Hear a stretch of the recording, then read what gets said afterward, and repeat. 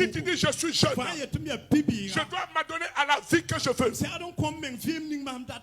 La Bible dit, tu es libre de vivre ta vie. Mais sache que pour la vie que tu vis, il y aura un jugement. Non, laisse la main là.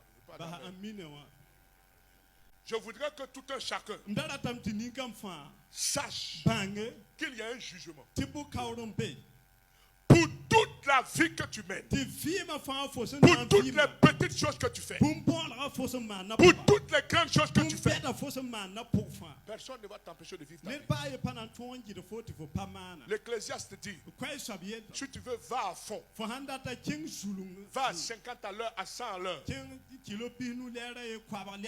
Fais ce que tu veux. Dieu laisse le temps à l'homme. Choisis la voie qu'il veut.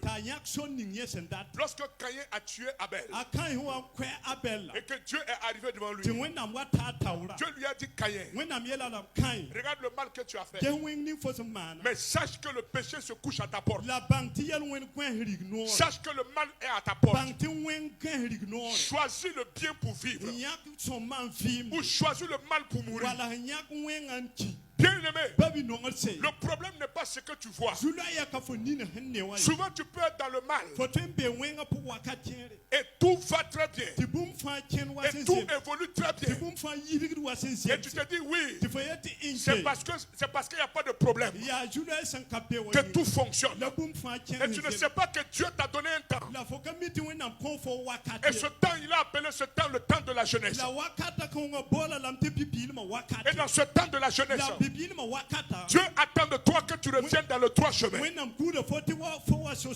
Il dit que pour tout ce que tu es en train de faire dans le monde spirituel, il y a des notes qui sont prises, il y a des écritures qui sont écrites, il y a un livre dans lequel on est en train d'écrire, il y a des photos qu'on est en train de prendre. Même si le pasteur n'a pas vu, même si les diacres n'ont pas vu, même si les membres de l'église ne sont pas au courant, il dit il y a un jugement qui t'est réservé. Bien-aimé, je veux attirer l'attention de quelqu'un. Cette vie dans laquelle nous sommes, lorsque tu es jeune, lorsque tu es en plein âge, toutes les opportunités te sont offertes. Toutes les facilités te sont données pour vivre une mauvaise vie. Aujourd'hui, il est plus facile de vivre une mauvaise vie que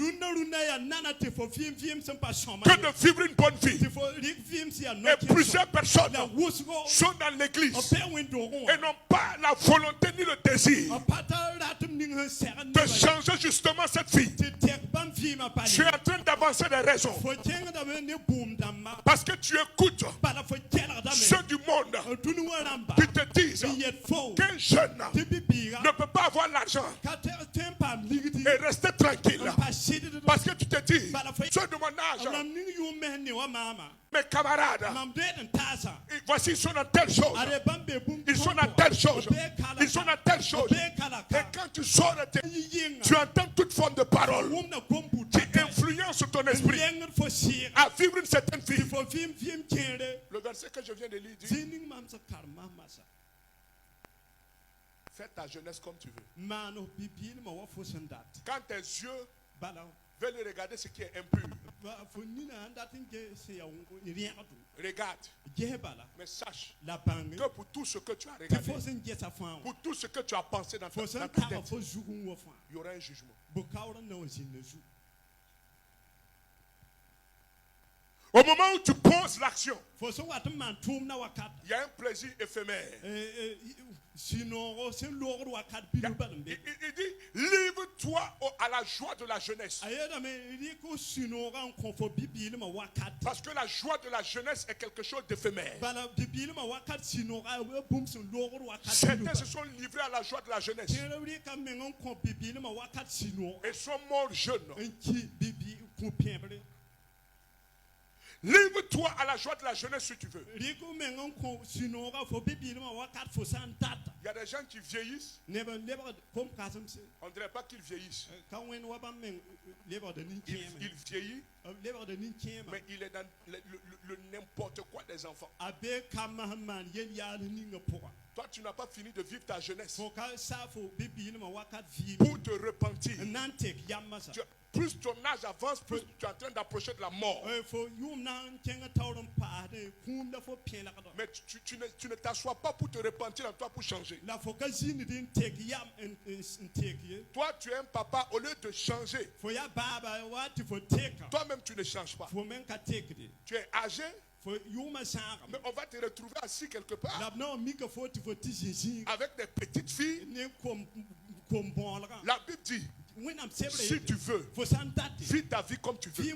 Personne ne va t'empêcher de vivre cette vie. Ne pense pas que le pasteur sera toujours là pour te dire, répands-toi, arrête cette vie, arrête ceci, arrête cela. Le pasteur ne sera pas toujours là. Il ne sera pas toujours là. Même s'il est prophète, même s'il est voyant, si Dieu te dit une fois, 2 fois, 3 fois, 4 fois, et tu ne changes pas, Dieu va se taire. Mais la Bible dit, sache que il y a un jugement que Dieu a préparé. Le fait de venir à l'église, ce n'est pas suffisant. Tu viens à l'église, mais quelle est ta vie en réalité? Tu viens à l'église, quelle est ta vie? Quelle est ta vie? Quelle est ta vie? Quelle est ta vie? Quelle est ta vie? Quelle est ta vie? Il dit, prépare-toi à la rencontre de ton Dieu. Mais la question que je voudrais poser aujourd'hui, est-ce que nous nous préparons à la rencontre de Dieu? Si Dieu devait descendre aujourd'hui, si je descendais dans l'assemblée et je pose la question, en vérité, si Dieu devait arriver aujourd'hui, est-ce que tu peux dire que je suis prêt?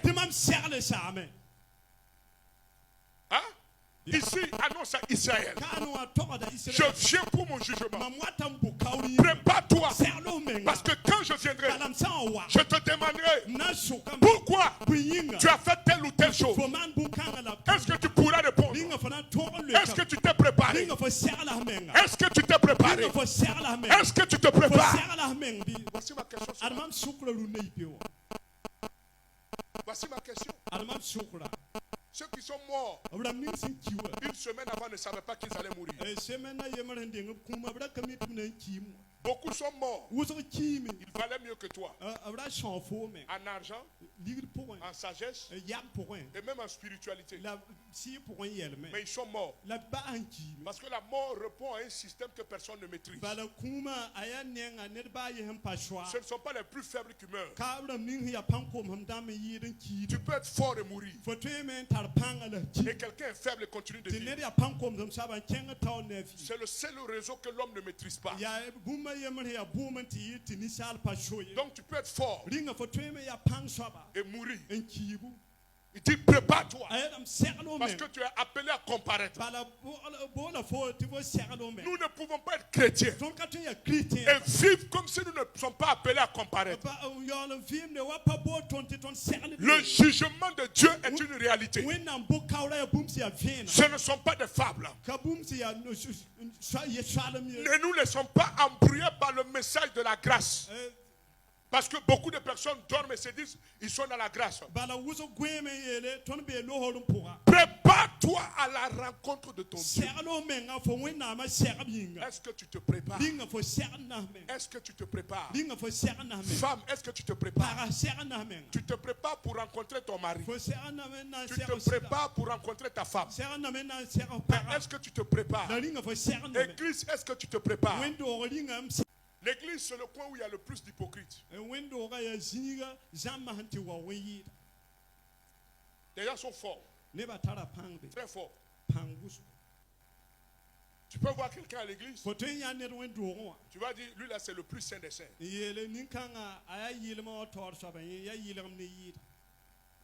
Mais si Dieu ouvre son cahier, tu vas fuir.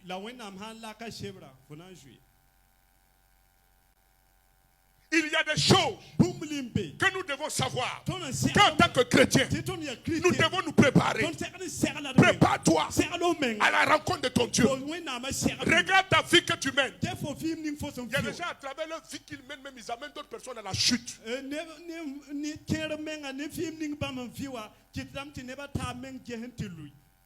Comment tu peux être un chrétien?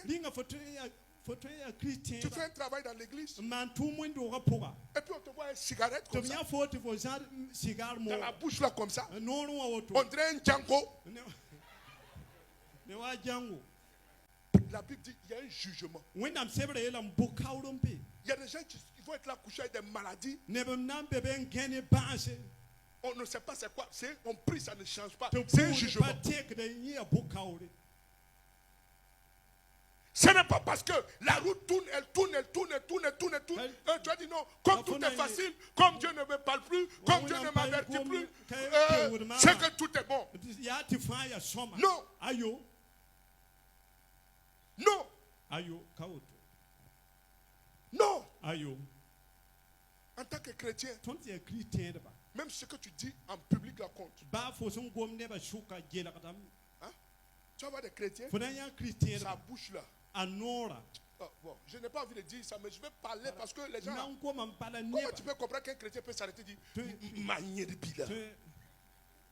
toi, tu es un chrétien et cette parole peut sortir de ta bouche. Tu n'as jamais connu Jésus. Si tu connais Jésus, une telle parole ne peut pas sortir de ta bouche. Un chrétien. Tu viens à l'église, tu pries. Et tu peux dire ce genre de paroles.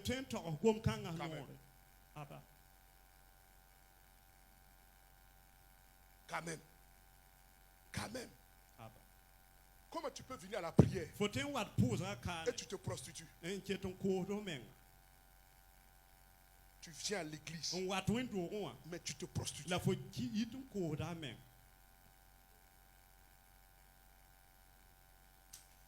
c'est grave. Vous pensez que nous qui prêchons l'évangile, on ne pouvait pas faire autre chose? Vous pouvez faire autre chose. Mais si Dieu nous a appelés à prêcher l'évangile, c'est pour que quand la parole rentre en toi là, que toi aussi tu honores la parole et que tu la prennes en compte pour changer.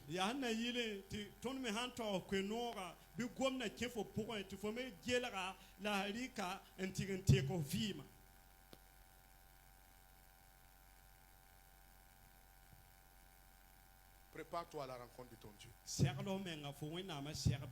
Prépare-toi à la rencontre de ton Dieu. Dieu a un jugement pour nous. Mais est-ce que toi-même ta vie là, que tu mènes en tant que chrétien, même si Dieu t'a fait du bien, n'oublie pas. Il dit que même si tu peux vivre ta jeunesse là comme tu veux, n'oublie pas qu'il y a un Dieu qui va te juger. Le jugement doit être un frein à ta manière de vivre. Tu dois te dire, si je vis comme ça, je vais avoir des problèmes. Si je vis comme ça, je vais rendre des comptes. Il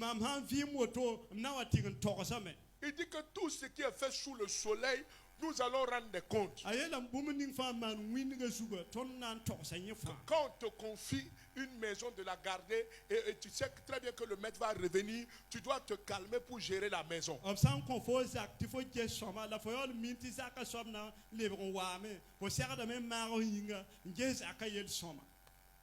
oui? Tu dois faire attention. Tu as accès à tout dans la maison. Mais si tu utilises quelque chose mal dans la maison, tu vas répondre. Ne savez-vous pas que ce corps est le temple du Saint-Esprit? Ce corps-là est le temple du Saint-Esprit. Il y a des chrétiens qui peuvent facilement s'égarer. Tu le vois comme ça, ils peuvent facilement s'égarer. Ce n'est pas un chrétien. Tu es un chrétien. Et tu peux t'égarer facilement. Dieu les a appelés des injustes.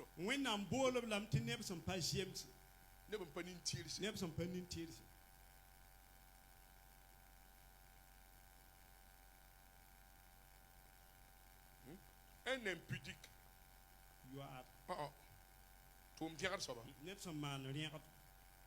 Vous voyez? L'impudicité, c'est tout ce qui échappe à la morale. Qui choque la morale. Ça veut dire quoi? Quelqu'un même peut ne pas commettre l'adultère ou la fornication, mais être impudique. Il y a des impudiques. Par exemple, un grand masturbateur, c'est un impudique. Une personne, dans sa tête là, il a assis, il déshabille toutes les femmes. Tu es un impudique.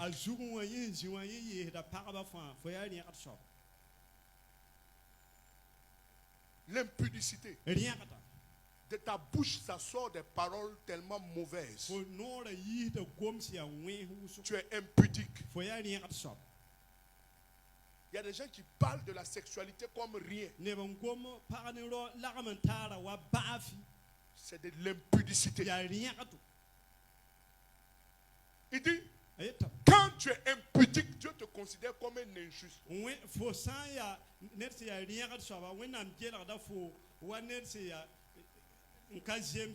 Prépare-toi. Et la préparation consiste à la repentance. La préparation consiste à abandonner cette vie avant que le jugement n'arrive. Si le jugement arrive, vois que tu t'es repenti. Tu es en train d'écouter ce message, c'est une grâce pour toi de te repentir. Parce qu'un temps viendra, tu voudras entendre un tel message, tu ne vas pas l'entendre.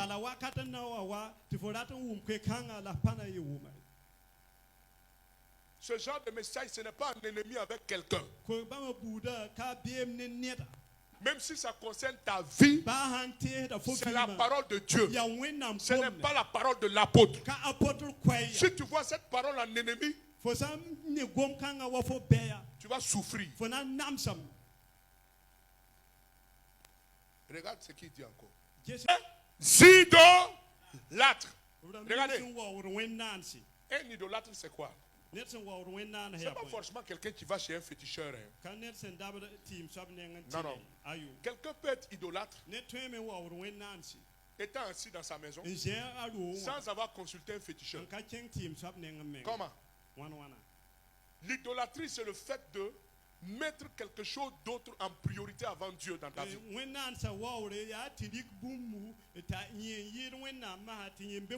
y a des gens, c'est l'argent qui est leur idole. Devant l'argent, Dieu passe en deuxième position ou en troisième position. C'est de l'idolâtrie.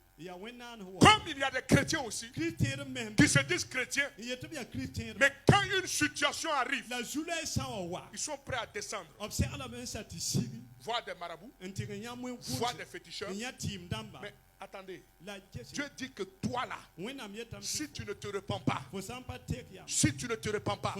tu n'auras pas le royaume. Même si tu as un problème et tu appelles un féticheur et tu lui expliques le problème et tu appelles une personne qui consulte les féticheurs pour lui expliquer le problème, même si tu ne lui dis pas d'aller faire des fétiches, tu viens de commettre l'idolâtrie. Parce que tu sais qu'en lui expliquant le problème, il va aller vérifier et il va aller consulter. En tant que chrétien, tu ne dois pas prendre ton problème pour aller expliquer à un païen, même s'il est de ta famille, sachant qu'il est capable d'aller voir des choses et faire. Il y a des gens qui pensent que s'ils ne vont pas directement, il n'y a pas de problème. Même si on consulte à ton sujet et que tu es au courant qu'on a consulté à ton sujet et que tu l'as laissé faire, c'est de l'idolâtrie que tu as fait. Oui. Moi j'ai prié. Si quelqu'un dans ma famille consulte des fétiches à mon sujet, même si c'est pour m'aider, qu'il meure.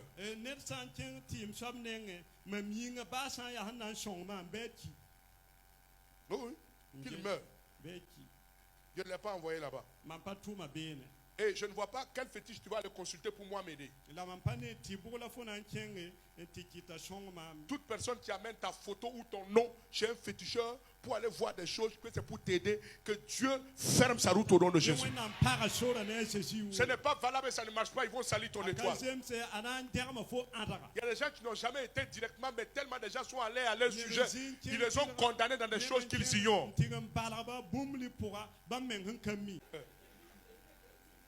Dieu dit, prépare-toi. Si tu es un homme et tu regardes ton camarade garçon comme une femme, au fait, Dieu dit, prépare-toi parce qu'il y a un jugement qui arrive. Toi tu es un homme, mais c'est un homme que toi tu aimes.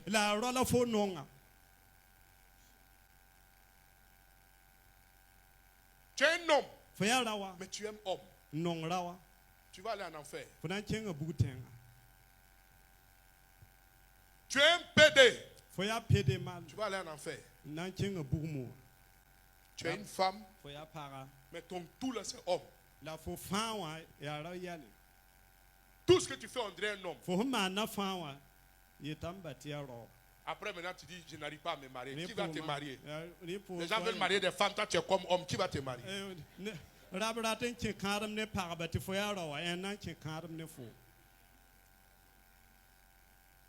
des femmes comme ça. Son tout là c'est un homme. Elle n'a même pas un côté féminin un peu. Souvent même sa tête est coiffée comme un homme.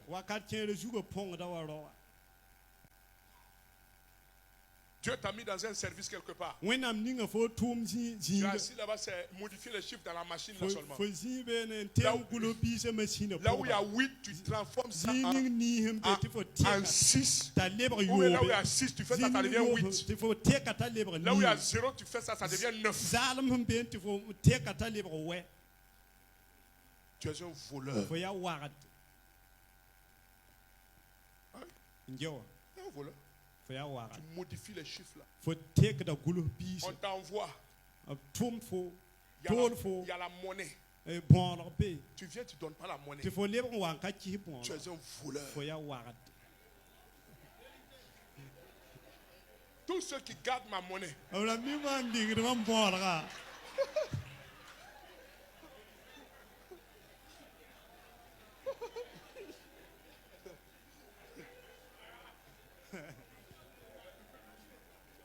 Même si on ne te réclame pas la monnaie, tu dois remettre la monnaie. C'est du vol. Ah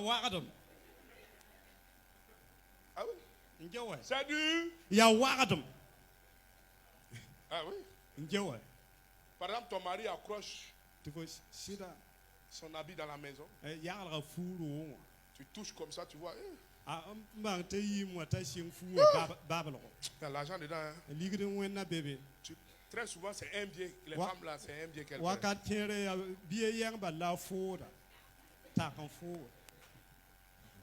c'est du vol. Même si c'est pour ton mari, c'est du... Tout ce que tu t'es attribué sans l'autorisation de la personne.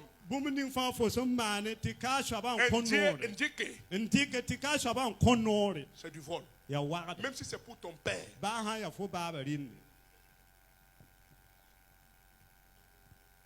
oui? C'est du vol. Les cupides. Une personne. Tu le vois comme ça là. Lui, il veut que tout soit à lui. Et très souvent, la cupidité est accompagnée de la jalousie. Quand il voit quelqu'un qui gagne un peu, ça lui fait mal. Il ne peut même pas dormir. Il veut que si on dit onction, c'est lui. Si on dit voiture, c'est lui. Si on dit mariage, c'est lui. Si on dit l'argent, c'est lui. Il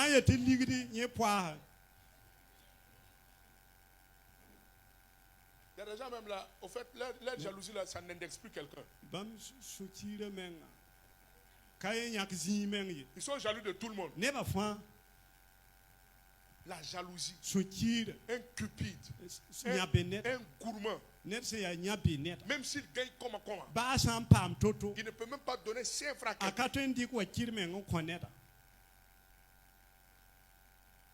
tu as l'argent, on ne peut pas bouffer ton argent. Il y a des gens comme ça. Même dans cette église, leur argent là, on dirait caca de chat, on ne voit jamais.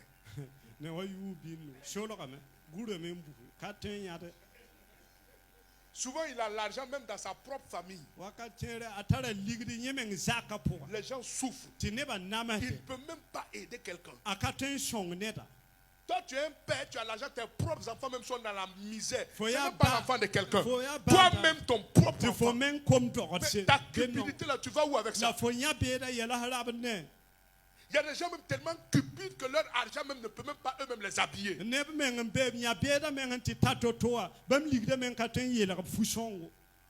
Il a l'argent mais il ne peut même pas prendre un simple 10 000 même payer un pantalon.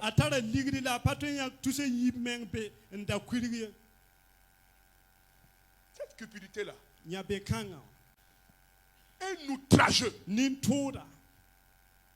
Tu blesses les gens. Tes paroles sont des paroles blessantes. Sont des paroles qui déstabilisent l'esprit des gens.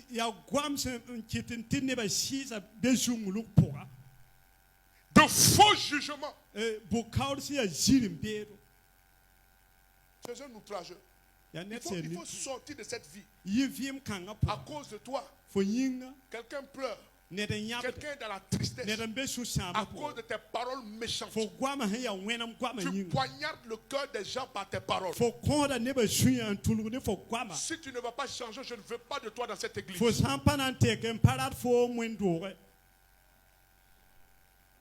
Non. Ce genre de personnes, tu peux les trouver dans les services. À cause de toi, il y a quelqu'un qui a du mal à venir au bureau. Parce que si la personne te voit comme ça, ce qui va sortir de toi là, va détruire toute sa journée. Ne sois jamais cette personne. En tant que chrétien, Dieu ne nous a pas appelés à être des outrageux. À cause de toi, dans la maison, quelqu'un même ne peut même pas mettre sa tête dehors. Parce que tu es tellement outrageux.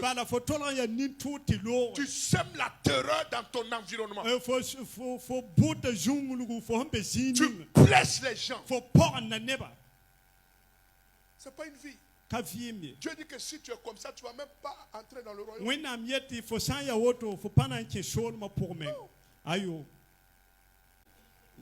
Que Dieu bénisse l'église ce matin. On va se lever, on va prier. On va dire à Dieu ce matin de nous pardonner